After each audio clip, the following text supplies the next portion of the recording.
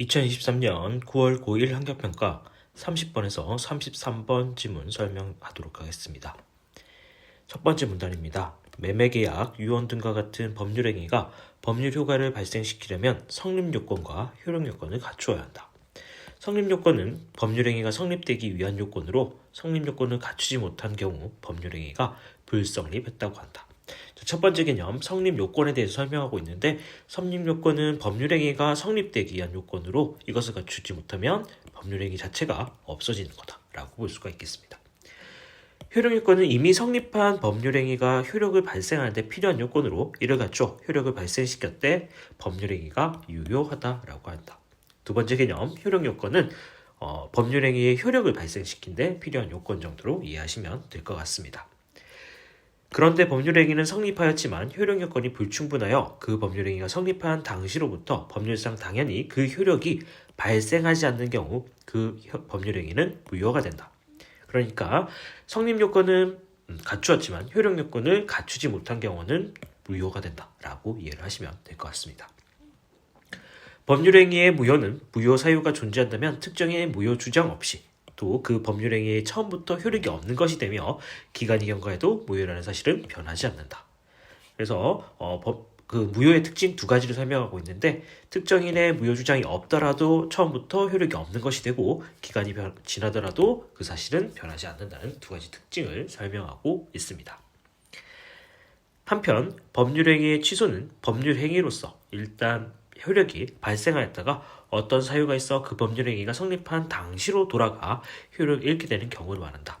여기서는 무효가 아니라 취소를 얘기하고 있는데 취소라는 건 최초의 법률행위에 효력이 발생하였지만은 어떠한 이유로 그 효력을 잃게 되는 경우를 이야기하고 있습니다.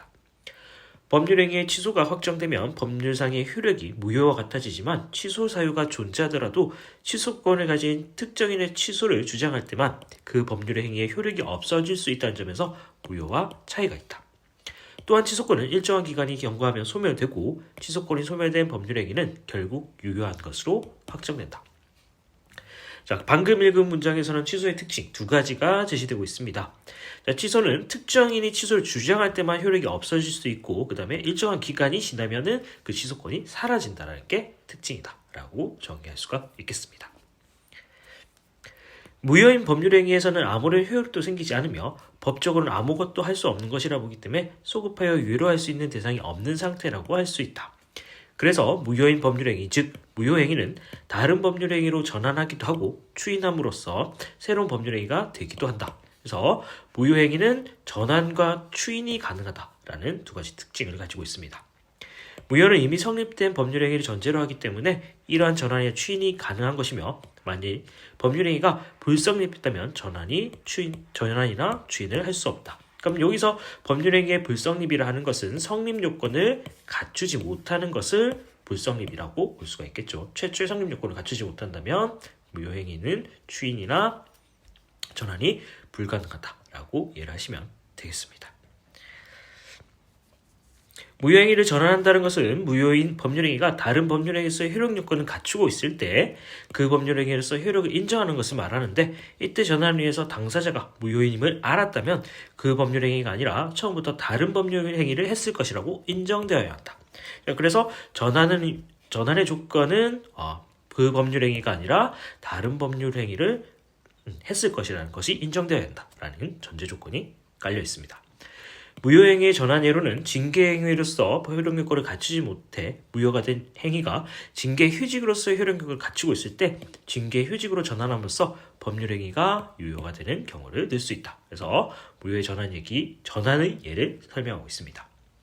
그 다음 무효를 추인한다는 것은 무효가 된 법률행위가 갖추지 못했던 효력요건을 추후에 보충하여 새로운 법률행위로서의 효력을 인정하는 것을 말한다. 그러니까 추인은 최초에는 법률행위 조건을 갖추지 못하더라도 효력요건을 갖추지 못하더라도 추후에 그것을 보충해가지고 효력을 인정받게 되는 경우를 이야기하고 있습니다. 무효행위를 추인하면 그 무효행위가 처음 성립한 때로 소급하여 돌아가여 유효가 된 것이 아니라 추인한 때부터 그러니까 최초 시점이 아니라 추인 시점부터 새로운 법률행위를 한 것으로 본다. 민법은 원칙적으로 무효행위의 추인을 인정하지 않지만 무효 원인이 소멸한 상태이고 당사자가 기존 법률행위가 무효임을 알고 추인한 경우에는 추인을 인정하고 있다. 법률행위가 무효가 되면 그 법률행위에 따른 법률 효과도 생기지 않으므로 무효행위를 근거로 하는 청구권도 부인이 된다. 따라서 해당 법률행위에 따라서 채무가 있는 경우 상대방이 청구권을 행사할 수 없으므로 채무를 이행할 필요가 없다. 만약 이미 채무가 이행된 경우에는 수용자는 해당 이득을 반환해야 되는 부당이득 반환 의무를 진다. 무효는 시간이 흘러도 그대로 유지되지만 부당이득 반환 청구권은 소멸시효가 있기 때문에 영구적으로 주장할 수 있는 것은 아니다. 그래서 마지막에서는 무효가 된 사건에서 청구권의 그 특징을 설명하고 있다라고 정리를 하시면 될 것 같습니다.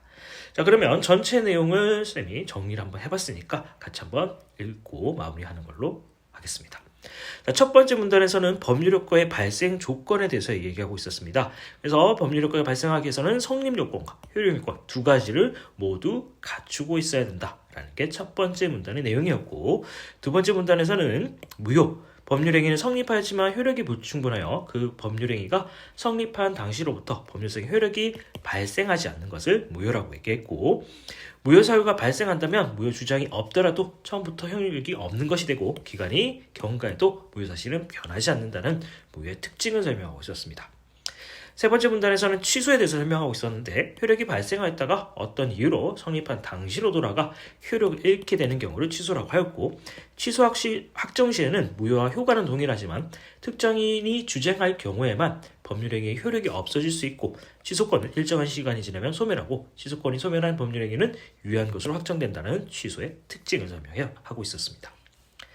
마지막 네 번째 문단에서는 무효인 법률행위는 아무런 효력이 발생하지 않고 소급하여 유효로 할 수 있는 대상이 없음을 얘기하고 있었고, 무효행위라는 것은 무효는 이미 성립된 법률행위를 전제로 하기 때문에 법률행위가 불성립했다면 전환 추인이 불가능하다라고 얘기하고 있습니다.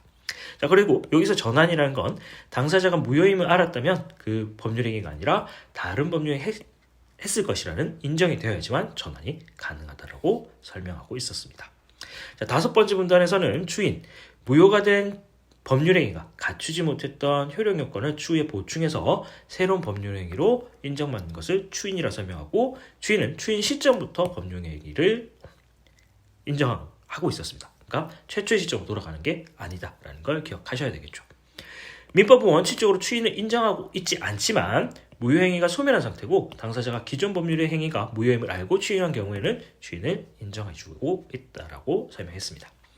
마지막 여섯 번째 문단에서는 법률행위가 무효가 되면 법률효과가 생기지 않기 때문에 청구권 또한 부인이 되고, 채무가 있는 경우 청구권을 행사할 수 없기 때문에 채무 이행의 필요가 없어지게 됩니다. 단 이미 채무를 이행한 경우라면 부당이득 반환 의무가 생기지만 이 부당이득 반환 청구권은 소멸시효가 있다는 걸 이야기하고 있었습니다. 자, 지금까지 2023년 9월 고1 학력평가 30번에서 33번 지문 설명 진행하였습니다.